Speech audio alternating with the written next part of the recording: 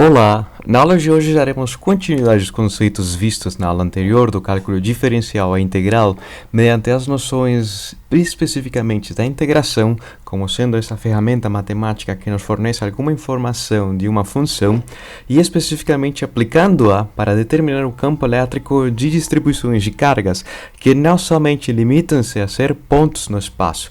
Hoje veremos como fazer aquilo.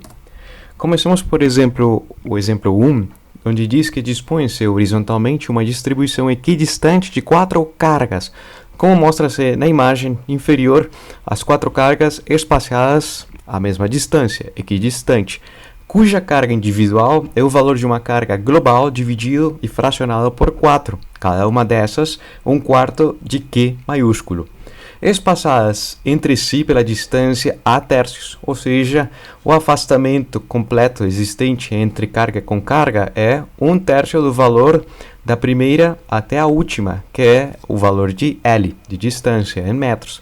Nesse caso, será 1/3 da primeira para a segunda, da segunda para a terceira e a terceira para a quarta. Determinar o vetor campo elétrico sobre o ponto P a uma distância x ao longo do eixo x é um fenômeno de uma dimensão. Como determinar o campo elétrico que age sobre esse ponto P? Como determinar o campo elétrico total cuja direção é no eixo x e o sentido é positivo, sabendo que as cargas são positivas? Começamos expressando o campo elétrico gerado pela partícula que está localizada na origem do sistema cartesiano, na posição x igual a 0. A distância do ponto até a partícula é basicamente xp, ou seja, que segundo a expressão do módulo ou do campo elétrico gerado por uma partícula pontiforme, dependerá do valor da carga, que será Q maiúsculo dividido por 4, mas nesse caso expressa como Q minúsculo, a constante eletrostática, a distância do ponto de medida ao quadrado, e a direção onde age justamente esse campo elétrico, ao longo do eixo x no sentido positivo, ou na direção 0 graus ao longo do eixo x. A segunda partícula, que está afastada a uma distância maior, criaria sobre o mesmo ponto um campo elétrico menos intenso em relação a essa distância, que aumenta espaciada a uma vez. A terceira partícula está espaciada 2 vezes a, além de ter a distância do ponto P sobre o eixo no eixo x, que é o valor xp, e a última partícula, a quarta, está espaciada 3 vezes o valor de a, e mais o espaçamento do ponto em relação à própria origem. Nesse caso, poderíamos representar justamente algo importante que está aí presente, mas poder fazer a preguiça matemática com mais charme, se pode dizer assim. Quais são os elementos comuns aos 4 fracionários representados? Tem-se a carga eletrostática, tem-se a constante eletrostática e, por último, também está a direção. Todos os campos criados agem ao longo do eixo x. Então, poderia-se deixar em evidência a constante eletrostática, a carga de cada uma das partículas, que agem ao longo do eixo x e tendo presente a distância da mais próxima até a mais distante, e observando que à medida que avança essa distância das partículas, tem-se aqui uma vez a, 2 vezes a e 3 vezes a. Como poder expressar aquilo de uma forma mais curta, mais simples, mais intuitiva e mais resumida ao mesmo tempo? Para aquilo poderíamos fazer uma mudança na nossa lógica do dia a dia. Sempre que fazemos a somatória, ou somar os objetos, conta-se a partir do número 1, mas nesse caso poderíamos dizer que essa primeira carga que está na origem, poderíamos pôr-lhe um rótulo, ser a partícula Q mais 0. É a número 0. Depois vem o número 1, número 2 e o número 3. Dessa forma terá senso se fazemos a seguinte hipótese. Se as 0, 1, 2 e 3, e a número 1 que está afastada da origem uma distância a 2 que está afastada da origem uma distância 2 vezes a, e a terceira que está afastada da origem 3 vezes a, teria relação com essa notação nos denominadores. Portanto, poderíamos dizer para nossos rótulos que será a partícula do rótulo 0, do rótulo 1, do rótulo 2, do rótulo 3. Tem explicação porque justamente no primeiro fracionário não aparece o A, basicamente pelo fato que 0 vezes A é 0. Uma vez A, duas vezes A, três vezes A. E quanto vale A? A vale justamente, aqui peço desculpas, vale L quartos, mas na verdade é L tercios, como eu estava mencionando na transparência anterior. L tercios, uma vez L tercios, duas vezes L tercios, três vezes. Consertarei aquilo para me fazer entender quando eles compartilhe as transparências. Com essa noção, poderíamos dizer que justamente esse número que está variando uma, duas, três vezes poderá ser resumido mediante um somatório. Ou seja, um elemento que denota uma ordem da sequência de soma, sendo esse elemento i, que varia de pulos em um, é um número inteiro, de 1 até 3, onde esse i assumirá valores de 1, 2 e 3, somando o primeiro fracionário com o segundo com o terceiro e o quarto fracionário. Peço-lhes desculpas que aqui é L tercios. Mas essa escrita tão resumida para que nos serve? Basicamente nos servirá para extrapolar essas noções, pois se não são 4 cargas, se a carga de cada uma das individuais não é um quarto de uma carga coletiva, e se o espaçamento, nesse caso, é o número de cargas menos 1, ou seja, 3, L dividido por 1 terço, e não L dividido por 1 quarto, faço ênfase aqui, não é 1 quarto, é 1 terço. Como expressar o campo elétrico se há 10 cargas pontiformes? Não somente essas aqui, 4, se fossem 10, se fosse dividida, se fosse fracionada essa carga total por 10, você diria que nesse caso são 10 cargas pontiformes, cada uma tem uma carga equivalente a 1/10 dessa carga global, onde o espaçamento entre as cargas é L nonos, não L décimos, L nonos, peço desculpas também, L nonos, e nessa situação tem-se o somatório desde a primeira até a número 9, ou seja, que o espaçamento em si é 1 nono de 10. Uma vez L10 é L dividido por 9, uma vez, duas vezes, três vezes, 4, 5, 6, 7, 8 e 9, completando justamente a distância entre a última em relação à origem, onde está a primeira partícula, que tem um rótulo igual a 0. Poderíamos introduzir também esse elemento, mas para que nos serve? Justamente com o caso de 10 e o caso de 4, podemos responder a essa pergunta: como expressar o campo elétrico se há N cargas pontiformes? Não somente 10, não somente 4, poderia ser 1 milhão, 1 trilhão. Como poder associar e relacionar essa informação para qualquer quantia de cargas, aonde essa quantia de cargas, que minúsculas, é equivalente a uma fração total dessa carga existente? Se fosse 1000, seria uma milésima. Se fosse 10.000, uma 10 milésima. Se fosse 50, uma 50ª parte dessa carga aqui maiúscula. Ainda pondo mais partículas, mais para visualizá-las, mas a carga total, a soma de todas, é equivalente a Q maiúscula. Tem-se como consequência o valor, justamente que a carga será uma carga fracionada, o valor dividido pelo número n que tem-se, onde o espaçamento entre as cargas é L dividido por n menos 1, aqui peço desculpas, é L dividido por n menos 1, se tinha 1 milhão, será 999.999, o espaçamento da fração de L entre cargas vizinhas, e isso nos leva à própria noção de expressar a ideia. Bom, se já tem-se um valor n infinito, o que aconteceria se o número de cargas tenderia para o infinito? Se não fosse algo quantificável, um número finito, mas se levássemos a nossa noção e deixássemos viajar a nossa imaginação, se fosse um número indo para o infinito, um número gigantesco que não tem como quantificar-se, seria cargas muito próximas entre si, onde o espaçamento entre as cargas tenderia a 0, e a carga de uma dessas partículas também tenderia a 0, pois a diferença de um número gigante menos 1 continua sendo um número gigante. Não pelo fato de um multimilionário perder R$1 ficará pobre, continua tendo muito dinheiro. Então menos 1 é o mesmo nessa noção e nessa intuição a ter a divisão por um número gigantesco. Como poder expressar o campo elétrico por uma distribuição de partículas pontiformes, onde suas cargas são muito pequenas, o espaçamento entre si é muito próximas umas de outras? Ou seja, que a carga em si tenderia a zero e o espaçamento tenderia a zero. Mas não é essa noção que temos que considerar o GG hoje. Seria ainda mais próximas visualmente, e se o número de cargas tenderia ao infinito, diríamos que a carga de cada uma dessas partículas pontiformes é um delta de Q. Muito próximo a zero, tenderia a zero, mas ainda assim existe, mensurável.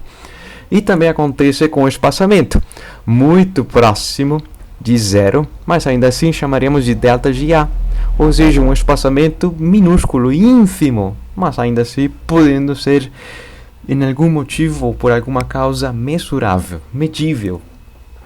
Nessa situação, pense que haveria que aplicar o limite, e daí lembraremos as noções do cálculo, o limite de alguma informação tendendo ao infinito, que acontece quando se faz o somatório, e agora sim incluindo a primeira partícula do rótulo zero, a primeira localizada sobre o eixo x, que justamente se o somatório parte da primeira, que é o número zero, o rótulo zero, o i quando vale zero, então não tem espaçamento nenhum, mas está localizada na origem, afastada uma distância xp do ponto de observação e de medida do campo elétrico, onde a expressão para denotar o campo elétrico de uma partícula pontiforme dirá que a carga dessa partícula pontiforme muito pequena está a uma distância do ponto de observação ao quadrado, vezes a direção. Peço desculpas que aqui repeti a direção, mas é somente uma vez no eixo x positivo, e a constante eletrostática para ter os fatores de escala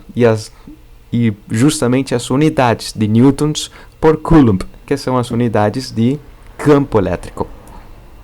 Quando tende para o infinito, poderíamos fazer a seguinte multiplicação e divisão, que não tem variação nenhuma com a física e com a matemática, também não é uma violação de alguma informação já presentes.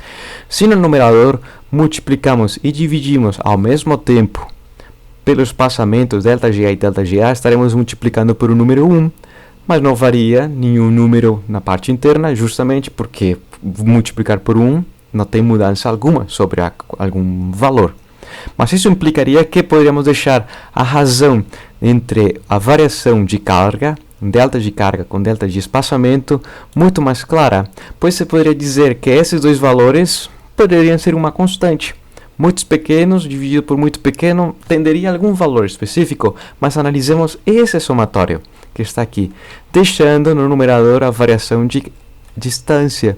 E essa variação de distância associada no eixo x, fazendo as noções do cálculo diferencial, onde é muito pequeno, tenderia a um espaçamento entre cargas tendendo a zero, de tal forma que esse espaçamento será chamado de variação no próprio eixo x, ou seja, um espaçamento infinitesimal que pertence no eixo x, e justamente a posição onde está a partícula de carga ínfima será associada com o número de vezes que multiplique esse espaçamento infinitesimal, tendo a mesma relação de dizer a posição da partícula no eixo x.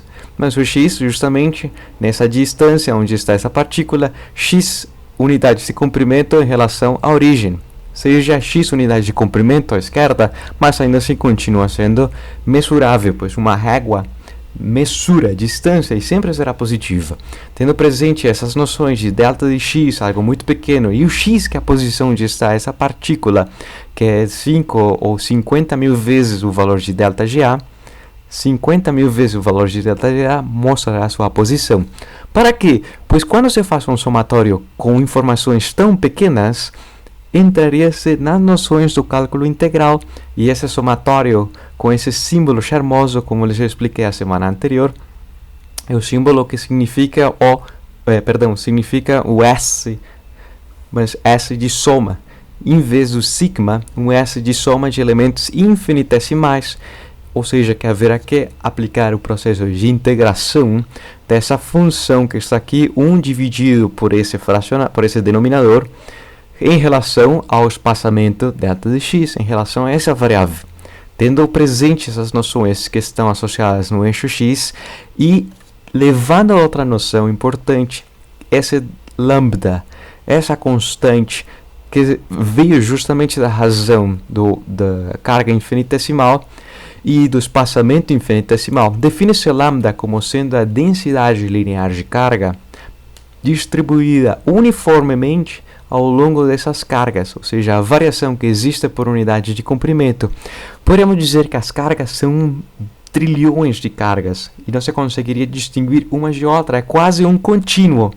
Ou seja, quase um contínuo deixaria de ser um somatório discreto a um processo de integração contínuo. Quase um contínuo, ou seja, que a carga é distribuída por unidade de comprimento de forma homogênea, de maneira uniforme. É uma noção nova para ser introduzida no dia de hoje, densidade linear de carga elétrica, mas também tem relação com a densidade volumétrica de carga, densidade volumétrica de massa. Por exemplo, no caso de um elemento puro, o ouro que tem uma massa específica, uma densidade associada, não vale a pena ter 1 metro cúbico de ouro, uma caixa gigante de 1 metro cúbico para saber a sua massa, mas sim, por ser uma substância pura e um elemento químico, podendo calcular essa razão entre a sua massa pelo volume, seja de um anel ou seja de uma joia, onde essa razão fornece a mesma informação de quilogramas por metro cúbico. Nessa situação, quando distribui-se homogeneamente a carga ao longo dessa linha L, por unidade minúscula de comprimento também tem essa mesma informação, é a mesma constante. E, portanto, resume-se essa escrita que está aqui, que é basicamente essa razão da variação de carga em relação à variação do comprimento. Se fosse contínuo, como poder resolver exatamente essa integração? E para aquilo, imaginemos se o n tende a infinito, que não se consegue resolver visualmente uma carga da outra, estão tão juntas que formam um traço contínuo, e nesse caso é um fio de carga Q maiúsculo distribuído uniformemente no seu comprimento L. Qual será o campo elétrico que esse fio de carga L, de carga Q maiúsculo, de comprimento L, geraria sobre o ponto P? Para aquilo, pensemos que é a contribuição infinitesimal de um segmento do fio que está abrangindo um elemento de infinitesimal de carga.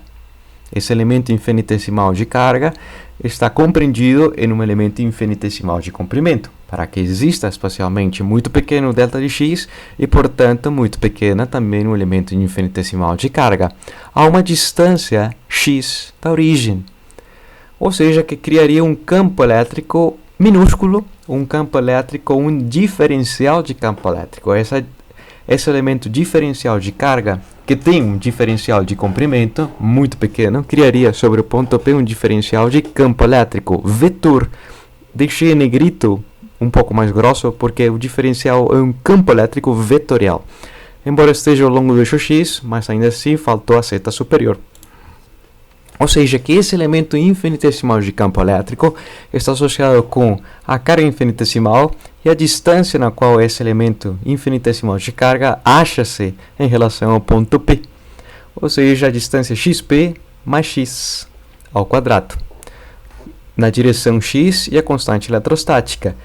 Mas se fosse uma sequência coletiva de vários elementos infinitesimais, para aquilo poderia também ser definida, para essa situação, igual ao caso anterior, a densidade linear de carga elétrica, que tem unidades de coulombs por metro, onde, se o fio tem sua carga aqui distribuída uniformemente ao longo do seu comprimento, é o mesmo dizer que nessa fração de carga também tem uma fração essa fração de comprimento, também abrange uma fração de carga, onde a razão entre as duas fornece a mesma constante que dirá a carga distribuída por unidade de comprimento homogeneamente, uniformemente para esse fio de comprimento L e carga Q.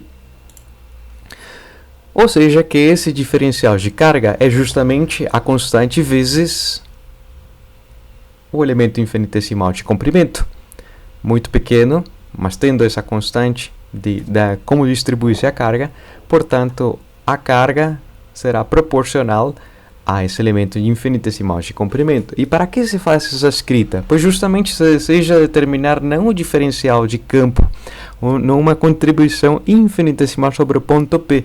É o campo total sobre o ponto P criado por esse fio de comprimento L. E para calcular o campo total no elemento minúsculo infinitesimal, haverá que fazer o processo de integração, que em outras palavras é um somatório, mas um somatório de elementos ínfimos. Portanto, em cálculo conhece-se como uma integração. A integração dessa função que está justamente aqui à direita, que denota a contribuição infinitesimal do campo, onde há algumas constantes que poderão sair do processo de integração, a constante eletrostática, lambda, que é a densidade linear de carga, e a direção que age ao longo do eixo x, resultando a integração dos limites de integração de uma contribuição de um elemento localizado a uma distância em x 0 e na posição x igual a 0 até a posição x igual a L, ou seja, de direita para a esquerda. Nessa situação, tem-se que a distância também aumenta, mas com relação a essa distância x, aí entraria a pergunta matemática para responder aquilo, mas vamos interpretá-la fisicamente pelo fato de ser o curso de física. A pergunta matemática é: qual é a função cuja derivada resulte nessa expressão que está aqui? Mas para responder aquilo, poderíamos fazer uma escrita um pouco mais bonita, passando o denominador para o numerador, invertendo o sinal do seu expoente, ou seja, pagando o preço de ir para o numerador, inverte o seu sinal e nós fazemos a pergunta de novo: qual é a função cuja derivada é equivalente a xp mais x todo elevado à potência menos 2 em relação a x, a variável x? Para responder essa pergunta, les deixo em casa fazer o processo de prova, que é a função que está justamente aqui, menos 1 dividido por xp mais x, aonde tem o denominador no denominador tem a potência 1, mas se fosse para o numerador seria a potência menos 1. Lembrando que o processo de derivação, sempre a potência diminui uma unidade, ou seja, que antes era menos 1 e não menos 2, e justamente tem isso aqui, mas por ser negativo, haverá que eliminar esse negativo, por isso impõe-se o valor de menos 1. Les deixo em casa para provar que a derivada desse termo que está aqui, dessa função, ou dessa primitiva, ou dessa antiderivada, justamente derivando essa função que está aqui, resulta nessa de cá. Agora sim, aplicando uma noção que no curso de cálculo explicarão com maior detalhe, que é avaliar a função primitiva nos limites de integração, mediante uma noção que chama-se o teorema fundamental do cálculo. O professor de cálculo explicará com mais detalhes. Nesse caso, aplicaremos as consequências desse teorema, para que serve. Então, justamente será avaliar a primitiva ou a antiderivada, a função no limite superior, menos a avaliação da função no limite inferior, ou seja, em L e em 0. Para aquilo temos essas constantes, e repetiremos as constantes, e avaliando no limite superior, onde x vale L, então x vale L, menos no limite inferior, onde x vale 0, mas não vale a pena fazer x mais 0, portanto, simplesmente não vale a pena fazer a escrita xp mais 0, simplesmente xp. Avaliar no limite superior menos o limite inferior. Sempre será essa regra, superior menos a avaliação no limite inferior. Implicando que o campo elétrico total gerado sobre o ponto P por uma distribuição contínua de carga que não se consiga distinguir em um fio contínuo será equivalente a esse termo que está aqui. Agora vamos fazer uma comparativa. No caso de ser uma distribuição contínua de carga, tem-se essa informação organizada um pouco diferente, invertendo as posições, pois tinha um negativo na frente, e onde está a lambda, que é uma constante que denota a densidade linear de carga, agora escrita por extenso, a carga dividida pelo comprimento L. Essa escrita, em comparativa com uma distribuição discreta de carga, podemos ver algumas semelhanças. Não tem um sinal negativo, mas aqui é positivo. Aqui a distância é a potência do 1, e esse denominador está a potência 1, mas por outro lado, quando a carga divide-se pelo número de cargas, tem um valor diferente da potência 2, e aqui o denominador também está a potência 2. Há uma certa diferenças que só serão equiparáveis justamente quando o número de cargas dessa divisão discreta seja equivalente ou tenda ao infinito, seja muito próximo de um valor gigantesco, infinito. A distribuição discreta se aproximará da distribuição contínua. E para me fazer entender agora sim, fisicamente, do resultado obtido do campo criado por um fio de corrente de carga elétrica uniforme sobre o ponto P a uma distância xp, lhes representarei justamente em comparativa esse gráfico, onde há a distribuição em amarelo, o resultado de uma distribuição discreta de duas cargas, uma bem visual com várias cores diferentes e o ponto branco que mostra a posição de uma carga e o ponto branco que mostra a posição da outra carga. Somente duas, como mostra-se no gráfico, uma direita e outra esquerda, ou seja, que a carga Q maiúscula foi dividida em duas partes. E o ponto de observação do campo a 1/10 do comprimento de L. Nessa situação, tendo, por mais que seja um fio de comprimento L com uma carga aqui, se a divisão fosse muito pequena, o número de cargas contribuintes, há uma notória diferença entre a intensidade do campo criado por a discreta, em relação à contínua. Mas se fosse aumentando, se fossem 3, reparem que a intensidade do campo irá caindo. Irá caindo porque mais carga foi dividida nessas questões mais distantes, e mais distantes, mais distantes, mais distantes, ou seja, muito mais próximas entre si, para vê-las de uma forma mais contínua, com a sua intensidade, mas que a distribuição discreta aproxima-se à distribuição contínua. E se fosse dando pulos maiores, de 60, 80, 100, ainda se aproxima-se. Os pontos na parte inferior quase que não se consegue distinguir um do outro, chegando a 400 pontos nesse intervalo de 0 até L. E se fosse aumentando mais, 800, 1200, ambos campos criados por uma distribuição discreta ou contínua resultam ser idênticos visualmente. E no gráfico mostra-se essa equivalência. Ou seja, que uma visão, se me faço entender, gostaria de lhes explicar uma visão puramente matemática do campo. Nessa situação, se diria que puramente matemática é resolver essa integração, ou seja, analisar a área por embaixo da curva dessa função nesse intervalo de 0 até L. Nesse caso, se o ponto está muito próximo dessa distribuição desse fio de carga Q maiúscula de comprimento L, nessa parte inferior da imagem, a uma distância muito próxima de ser 0,05, ou seja, um 5% do comprimento de L, muito próximo, criaria um campo super intenso. Está muito próximo, que é um processo puramente matemático. Se alguém tem curiosidade de analisá-lo dessa forma, é válido, mas estamos na aula de física.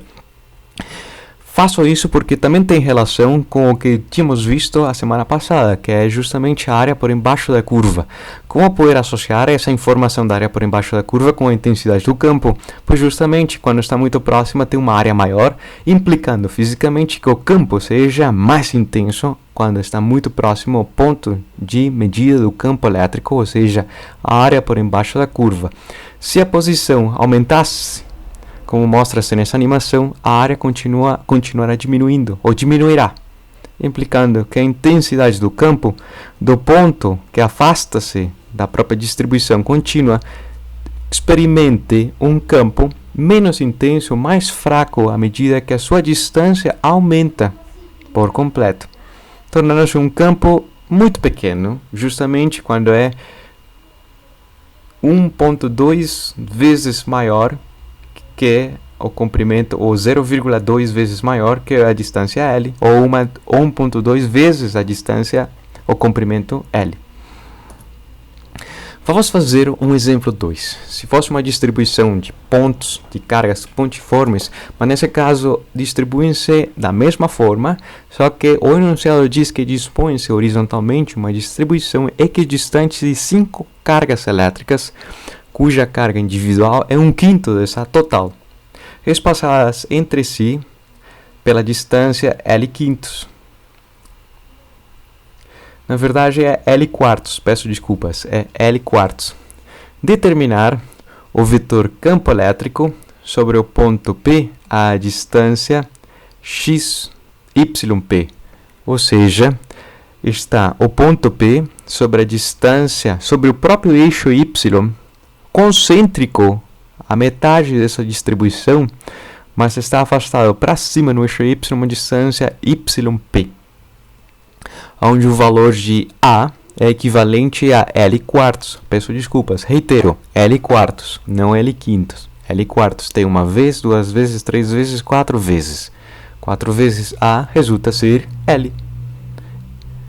Como poder determinar o campo elétrico sobre essa posição P, sobre esse ponto, dessas 5 cargas? Agora sim está correto. Se a distância é L quartos, ou seja, o espaçamento entre as cargas é 1/4 de L, se são 5 cargas, reparemos que é justamente o equivalente a dizer que o número total de cargas menos 1, igual ao caso anterior. De maneira geral, você poderia dizer, para uma distribuição de cargas pontiformes N qualquer que seja, 1000, 10.000 ou simplesmente 10, será a informação que tem C menos 1. O espaçamento entre as cargas será equivalente a L dividido pelo número de cargas menos 1. Isso nos leva à noção de expressar a posição da carga em função do número de pôr alguns rótulos. Nesse caso, a posição de forma geral, você poderia dizer, com os rótulos, a partícula com o rótulo 0 estaria na posição menos L, ou seja, à esquerda. Porque 0 dividido por esse termo vezes L resulta ser 0, localizada nessa posição. E se fosse a primeira, estaria com o número 1. Se fosse a quinta, para o caso particular de agora, será 5 dividido por, 4, porque a primeira é o rótulo 0. Então, a quinta é o rótulo 4. 4 dividido por 4, que é justamente 5 menos 1, 4. E vezes L será menos L meios mais L, resultando em L meios à direita, reconstruindo o caso particular de ter 5 cargas distribuídas uniformemente. Ou seja, tendo os rótulos 0, 1, 2, 3 e 4, e nessa situação será com sinais contrários, peço desculpas que aqui é positivo e aqui será negativo, ou seja, essa daqui é mais bonita, indo de direita para a esquerda, e por isso tem outra coloração, ou seja, parte-se da direita L meios e finaliza-se à esquerda em menos L meios, pois quando se substituir aqui o número 4, será L meios menos L, resultando em menos L meios à esquerda.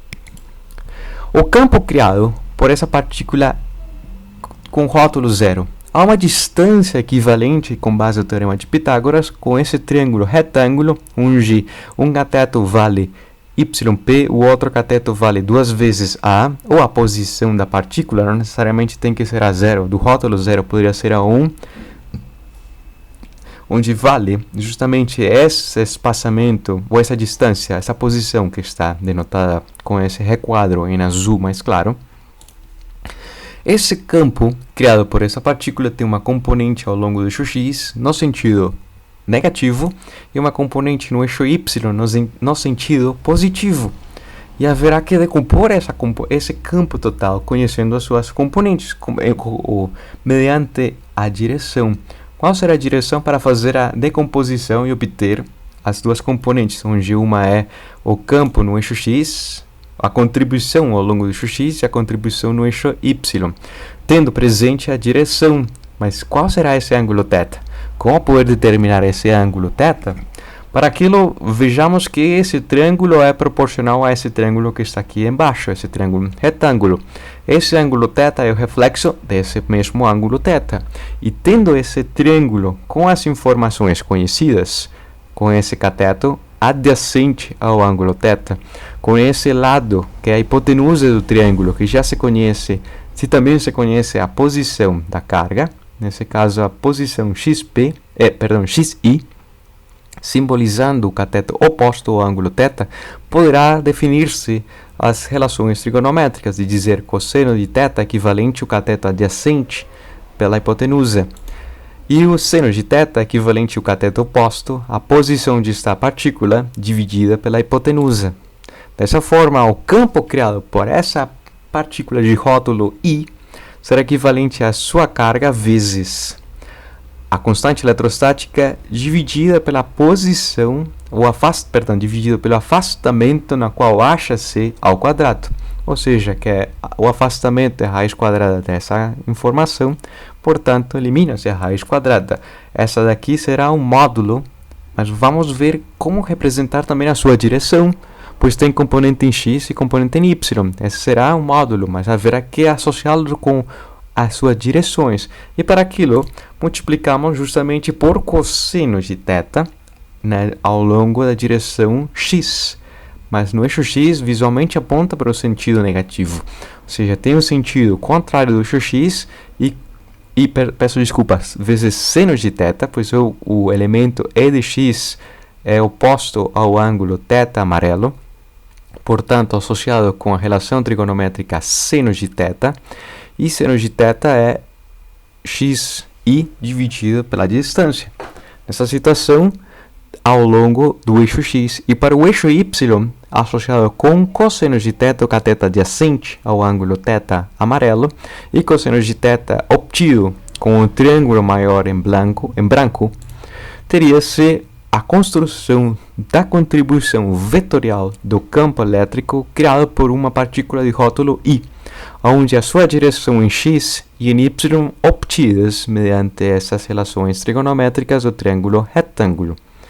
Dessa forma, valeria a pena analisar a seguinte situação: como fazer a contribuição dessas partículas, mas vamos fazê-la um pouco mais simples, pois o ponto P está no centro, e se está no centro, a outra partícula dessa distribuição a mesma distância do ponto P, justamente seria a 0 e a quarta do rótulo. Dessa forma, criando um campo E4, e da primeira o campo E0, como mostra-se nessa imagem, onde o campo 0 diria que dessa expressão que está aqui, e fazendo um resumo simples de funções, o denominador está diferente, está potência 3 meios. Por quê? Porque simplesmente o mesmo elemento que está no denominador e no radicando, nesse caso o radicando, ou a raiz quadrada, está associada com a potência 1 meio. E aqui está a potência 1. E 1 mais 1 meio, quando multiplicam-se, é equivalente a 3 meios. 3 meios, mas aqui em qual distância no eixo x está? Está justamente a 2 vezes a ao quadrado, ou seja, 4 vezes a ao quadrado. A em relação ao número n de cargas existentes, e não o número i. Há muitos erros que tenho feito, espero que me desculpem, mas é a sub n, a potência 2. E no eixo x, na posição 2 vezes a, e na posição y do ponto de observação, justamente yp. Substituindo os valores, tem-se essa informação. É um campo que age na direção x negativa e no eixo y positivo. A diferença do campo da partícula do rótulo 4, que age na direção x positiva e no eixo y positiva. Ou seja, que a contribuição desses dois campos sobre o ponto P será a soma vetorial dessas duas contribuições. Tendo presentes que estão à mesma distância, se diria que a soma vetorial, as componentes em x aniquilam-se e, portanto, resultará uma componente y o dobro das anteriores. Tem-se 2 vezes o resultado das anteriores ao longo do eixo y, sendo um vetor campo elétrico rotulado como sendo 0,4, ou seja, a contribuição de 0 mais 4 sobre o ponto P. Um campo elétrico intenso. Se fossem essas mais próximas, a 1 e a 3, tendo presente também a noção do campo elétrico em relação a essa distância, A de n, mas está justamente a potência 3 meios, a segunda potência, uma vez A de n, aqui mais uma vez lamento errar, espero que sejam amáveis comigo e me perdoem. Nesse caso será uma distância a distância A no eixo x e no eixo y, uma distância A no eixo x, mas no eixo y a distância p de y. Para a partícula com rótulo 3, o campo criado terá essas componentes à sua direção, mas cria um campo positivo no eixo X. Nessa situação, a contribuição coletiva de ambas partículas sobre o ponto P representará um campo que seja mais intenso ainda que o caso anterior, pois estão mais próximas ao próprio ponto P, e portanto um campo super intenso ou associado ao dobro das contribuições no eixo Y dos campos anteriores, implicando que o campo total no ponto P esteja associado à contribuição da partícula do centro em justamente uma distância YP, ou seja, a distância YP ao quadrado e toda a potência 3 meios para ter relação com o resultado ou a noção anterior, a potência 3 meios. Tendo presente a contribuição da 1 e da 3, dos rótulos 1 e 3 e dos rótulos 0 e 4, cuja distância no eixo X é 2 vezes a esquerda e 2 vezes a direita, implicando esse é 4, ou seja, 2 ao quadrado, há uma relação que poderíamos observar dessa escrita e se poderia dizer de forma resumida que nesse caso você poderia fazer o somatório e esse 2 está associado com uma soma repetida, justamente da contribuição simétrica do rótulo 0 com a partícula do rótulo 4, contribui 2 vezes no eixo Y, mas também representando a carga ínfima, ou a carga de cada uma dessas contribuições, como sendo a carga total dividida pelo número de divisões, uma fração dessa carga, que age sobre um ponto no eixo Y, na direção Y, e o somatório está no presente com a partícula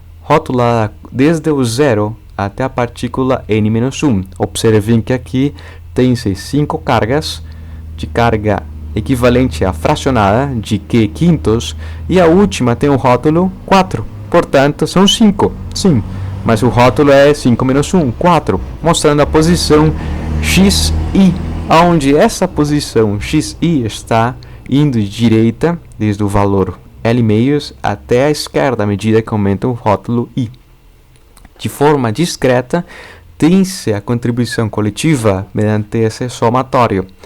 E nos permitiria dizer, bom, se são infinitas cargas muito próximas entre si, voltaríamos ao caso anterior, tão grandes são a quantia de cargas que a sua carga total que foi fracionada por um número gigante, veríamos visualmente, ou teríamos visualmente, um conjunto de cargas tão próximas entre si que não se conseguiria distinguir uma de outra, e portanto tem-se um fio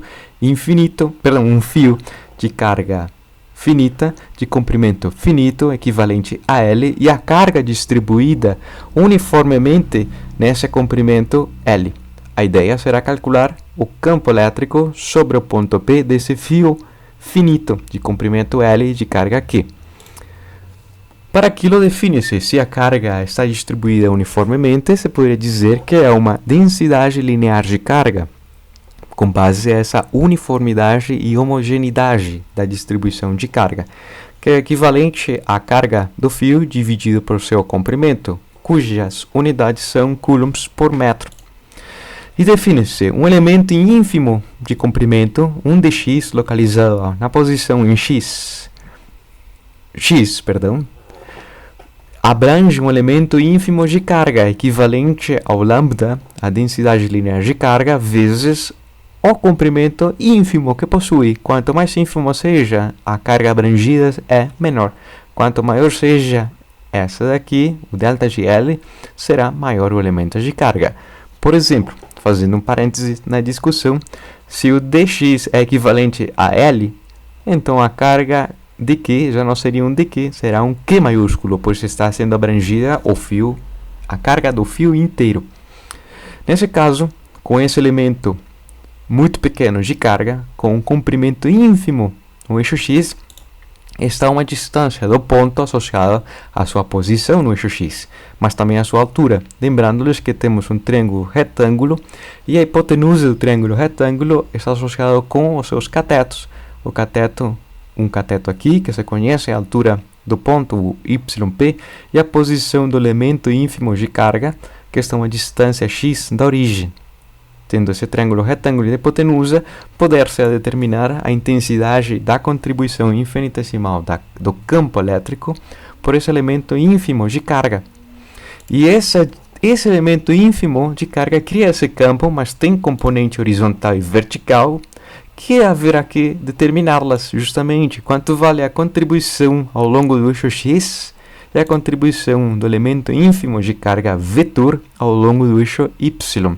Mais uma vez, entraria em jogo, ou em participação, ou na discussão, ou no raciocínio, o ângulo θ amarelo, que tem relação com esse triângulo inferior, por ser semelhantes, e por ser o mesmo ângulo θ da abertura angular desse triângulo, que compartilha o vértice com esse triângulo na parte inferior, mas também que a linha da distância contínua tem a mesma direção do vetor diferencial de campo elétrico.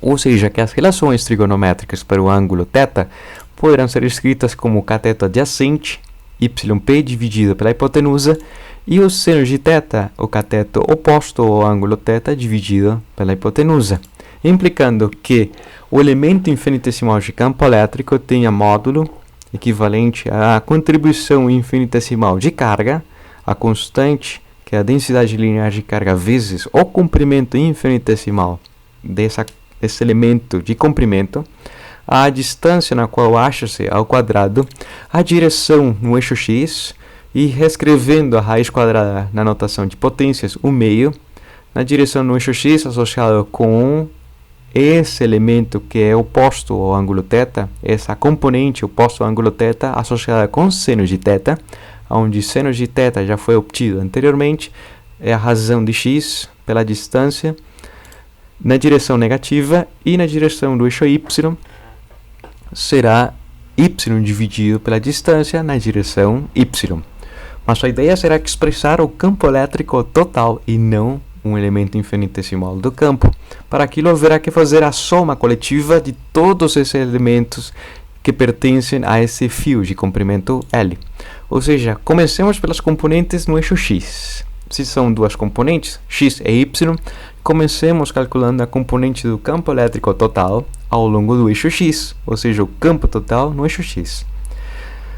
Tem-se o sinal negativo, psi, é uma constante, a constante eletrostática e a constante da densidade linear de carga. Sai do processo de integração, ou seja, em outras palavras, fisicamente, haverá que fazer uma soma coletiva de elementos infinitesimais de carga que estão abrangidos nas posições de menos L meios até mais L meios, do limite inferior até o limite superior. Nessa situação, haverá que integrar essa função em relação à variável x. Qual será a sua primitiva? Qual será a sua antiderivada? Qual será essa função cuja derivada seja equivalente a x dividido por esse denominador, ou por esse elemento? Para aquilo também lhes deixo de tarefa em casa fazê-lo e mostrar que menos 1 dividido por essa raiz quadrada de yp ao quadrado mais x ao quadrado, derivando aquilo e tendo esse sinal negativo, resulta nessa expressão. Para aquilo, relembrarão a regra da cadeia e espero me fazer entender o que significa, mas vamos pôr em prática fisicamente o processo de integração, ou seja, a contribuição coletiva. Fora do cálculo será a contribuição coletiva. E, mais uma vez, emprega seu teorema fundamental do cálculo para dizer: haverá que avaliar essa função primitiva, ou essa antiderivada, no limite superior menos no limite inferior, ou seja, que é onde vale, no limite superior, onde x vale L meios, será x ao quadrado, L meios ao quadrado, L ao quadrado dividido por 4. Lembrando-lhes que o sinal negativo com o sinal negativo aniquilam-se, menos no limite inferior. Nesse caso, sendo o sinal negativo, mas todo ao quadrado, continua sendo igual. E se ambos fracionários são iguais, implicará matematicamente que seja zero, se aniquilem, mas fisicamente nos dirá que o campo elétrico criado por esse fio de comprimento L sobre o ponto P, justamente na posição YP para cima, mas na posição em X simétrica, ou seja, está justamente no centro do fio, implica que não tenha contribuição do campo elétrico ao longo do eixo X, muito similar ao resultado anterior, onde o campo era ao longo do eixo Y e não no eixo X. Ou seja, mostra-se que continua sendo válido o resultado anterior para um fio de carga, um fio ou uma distribuição contínua de carga. Para o eixo Y, para aquilo, vamos fazer um pouco diferente, pois a noção do eixo Y amerita um cálculo complicado, ou seja, haverá que fazer a integração dessa função para o eixo Y, onde tem algumas constantes que saem da pré-integração, justamente a posição no eixo Y do ponto de medida é uma constante, também sai do processo de integração, e será a integração dessa função, e é difícil de fazê-la, mas a resposta é justamente essa daqui, x dividido pela distância do ponto ao quadrado, e esse termo da raiz. Como e de onde diabos, perdão pela expressão, veio essa função, essa antiderivada, essa função primitiva, essa função que sua derivada resulta ser essa daqui? Talvez é difícil de me fazer entender, mas para aquilo lhes compartilharei esse documento que chama-se Funções Trigonométricas Inversas Arcotangente, onde está a derivada da função tangente com um truque trigonométrico que também me farei entender nesse documento escrito, mas na página 2 está a integração de uma função específica, justamente essa daí do problema do caso anterior. Quanto vale a sua antiderivada? Chega-se depois de alguns processos algébricos, espero me fazer entender, nesse termo daqui, a equação número 11. Então, peço-lhes que se alguém tem curiosidade de explorar e saber de onde veio essa função, a antiderivada da função a ser integrada, façam a leitura desse documento, está bem resumido, é um truque trigonométrico que lhe servirá posteriormente na aula de cálculo. Mas continuemos e tendo presente o resultado, pois não faremos uso do cálculo em si, pois é a disciplina de física, mas sim usaremos os resultados do cálculo, as ferramentas do cálculo. Essa informação numa tabela estará. Se alguém tem curiosidade de como veio essa informação, peço-lhes amavelmente que façam a leitura desse documento. Mas continuando, será a avaliação no limite superior, quando o vale x é equivalente a L meios positivo, e no denominador também o valor de x, L meios positivo, menos no limite inferior, que é menos L meios, e no denominador continuará sendo positivo, pelo fato que é x ao quadrado. E esse negativo com esse negativo tornaria-se positivo. E a contribuição de 2 vezes L meios é equivalente a L. E L vezes lambda é equivalente à carga total presente no fio de comprimento L. E essa expressão nos dirá que o campo elétrico no eixo Y será proporcional ao valor da carga, mas inversamente proporcional à distância do ponto de observação num ponto na metade do fio, só que ao longo do eixo Y. Distante no eixo Y, mas está localizado na metade do fio concêntrico.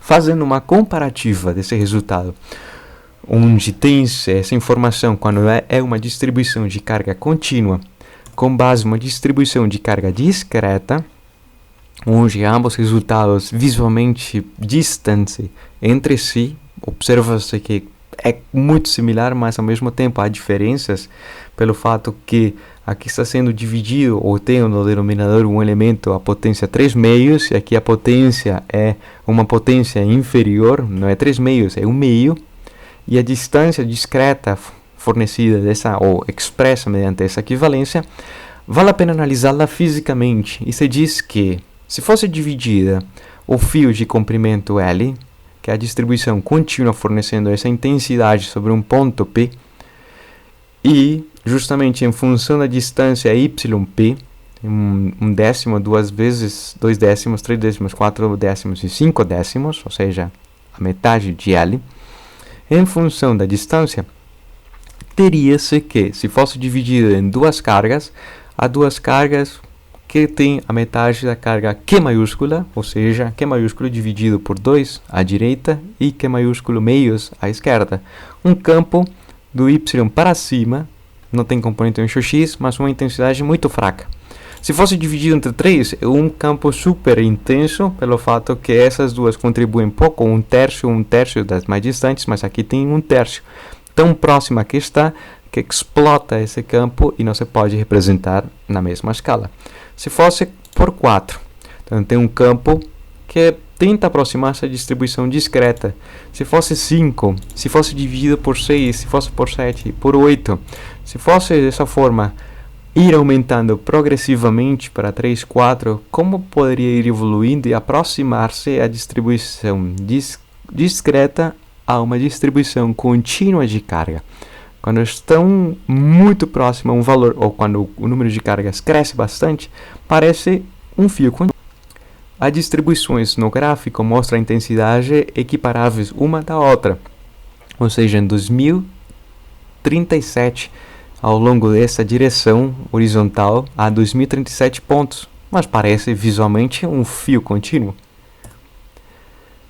Em retrospectiva, o campo elétrico criado por essa contribuição infinitesimal haverá que calcular a contribuição desse elemento, ou seja, tem-se essa expressão, mas haverá que fazer o somatório da contribuição desse elemento, mais esse elemento que está no centro, mais esse daqui, e varrendo a informação desde a direita até a esquerda.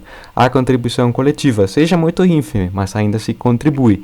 E reparando que os elementos distantes também nos elementos equidistantes do centro, equidistantes dos centros, há contribuições no eixo X se aniquilam.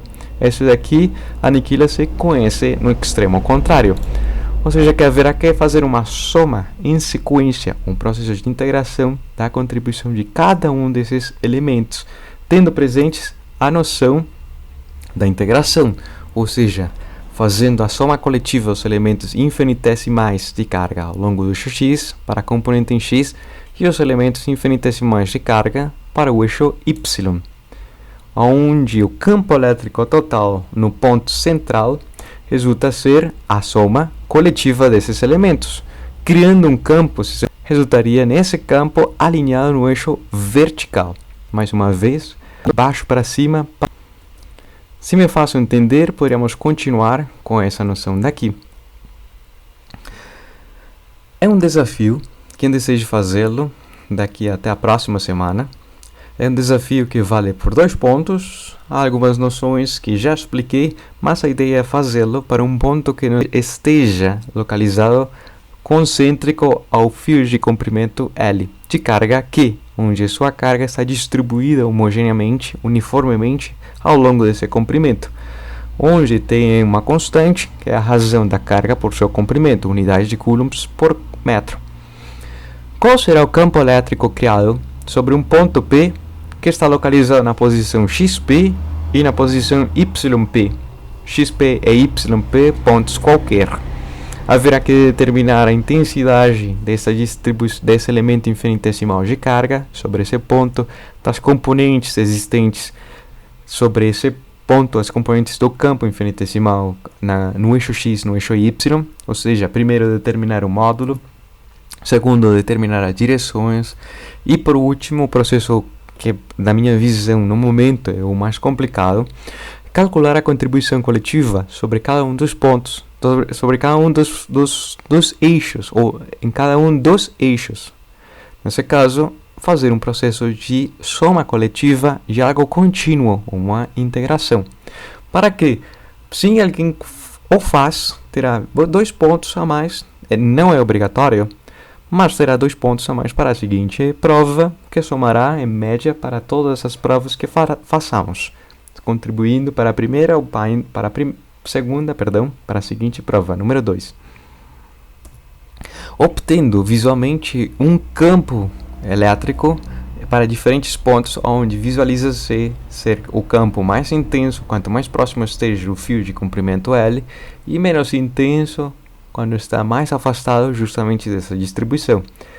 Nesse caso, não foi representado no ponto central, pois todas as setas que representam o campo estariam alinhadas de baixo para cima. E é o mais importante observar a inclinação, essa inclinação que experimenta, essa direção que experimenta o vetor campo elétrico. Se me faço entender, com aquilo culminamos a aula de hoje e nos veremos numa próxima aula. Lhes compartilharei todo o material. Qualquer dúvida, comentem nos comentários ou façam os seus comentários no Google Class e estarei a ser solícito.